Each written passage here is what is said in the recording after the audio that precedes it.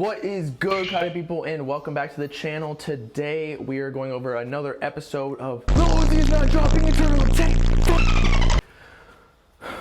Except this time it's coming straight from the GOAT's mouth himself, Lil Uzi Vert. Let's talk about it.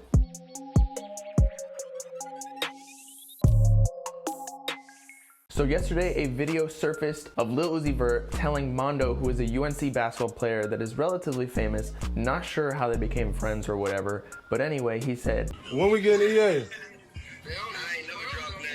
when Mondo asked him when Eternal Atake was actually dropping. It seems like anytime Uzi is asked when Eternal Atake is dropping, he's like, I don't know, or soon. He's pretty ambiguous of the answer, and I'm sure he's getting super fed up with people asking when it's actually coming out. And I'm pretty sure Lil Uzi Vert is getting to the point, kind of like the meme of the penguin, of when someone asks you to do something that you're already doing, makes you not want to do it anymore. But obviously, Uzi has to drop music because he's under a legal obligation with his label and management of Roc Nation. So this could just be another game him, Cardi, Travis, and all of those mysterious rappers like to play with their fans, or it could be part of his emotional roller coaster that we've seen him go through time and time again of, I'm not dropping music, oh wait, I'm dropping music, and then recycle. But remember, every time Uzi says he's not dropping music, he literally has to under his contract, or else he's still gonna be a slave, because the way music contracts work, a label gives you money for an allocated amount of albums, and you can't be released from that contract or work within the music industry or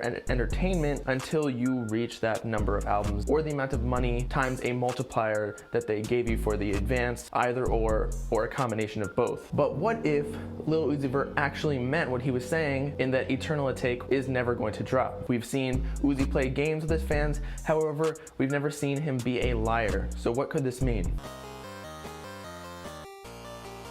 If, in fact, Uzi is telling the truth that Eternal Atake is never going to drop, and we know that Uzi simply can't not drop music considering he's under contract to do, because that is technically his job to make music and release it officially to make the label money, we can only assume that he is releasing music but under a different project name. And there are many pieces of evidence to support this claim. Number one, and as we mentioned before, Eternal Atake has been waited on for so long that there's so much anticipation behind it from the fans that it is almost impossible to live up to the hype. Additionally, with such a long wait and all the anticipation, Uzi has probably outgrown the idea of Eternal Atake and not even interested in the topic anymore, especially with so many people asking him when it's going to drop. I mean, the dude announced it almost a year and a half ago in July of 2018. It's hard for me to put my socks on in the morning when my feet are sweaty, let alone keep focused on one topic for almost 2 years. So he's most likely switching up the topic and name of the album to better fit what is going on in his life currently rather than what it was going on before, and what type of music he likes to make now rather than what type of music he used to like to make. And you see this frequently with artists changing the theme of their albums, such as a recent example of Kanye West, who was going to release the Yandhi album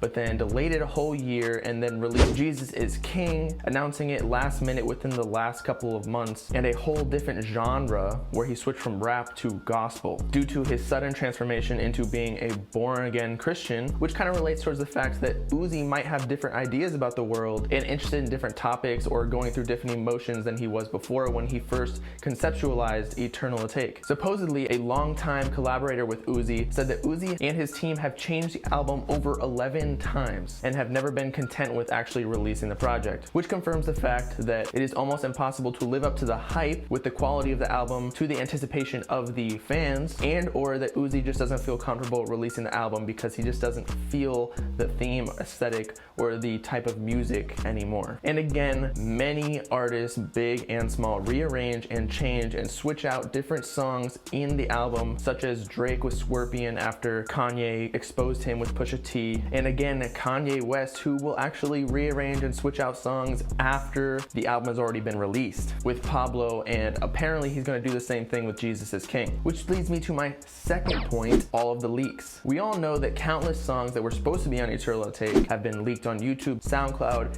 every platform. In fact, on Spotify, a fan submitted a whole alleged Eternal Atake album that reached #1 on Spotify with dozens of leaked songs from Uzi that were supposed to be on Eternal Atake before getting taken down by Uzi's label. And because of this, Uzi has probably had to make tens of hundreds of songs to to compensate for the losses of all these hits because fans have already loved them. They would have been super successful if they had not been leaked. In fact, with Sanguine Paradise and Racks, these were also leaked songs that Uzi's label wanted to monetize off of and capitalize off of because they had such large hype from the leaks. So they were forced to officially release these songs right after they were leaked. And we can confirm that not all of these leaks were just throwaways. They were going to be released because of the copyrights that were claimed on some of these YouTube videos that compile or just include Eternal Atake leaked songs. And finally and third, the last reason that Uzi might change the name of his Eternal Atake album is because of the cease and desist received from Heaven's Gate, which is the cult the Eternal Atake was inspired by, especially with the imagery on the cover art for copyright infringement of their brand. And without the album art and main inspiration behind the album, it is not hard to see why Uzi was probably not motivated to even continue with Eternal Atake and moved on to the next album and album art as well as feel of music and theme, and it also alleviates the anticipation that all of the fans have created for Eternal Atake onto the next project so it can start all anew. And with that concludes the video. Peace out, Kai people. Let me know what you guys think the album is going to be called next. I'll see you next time.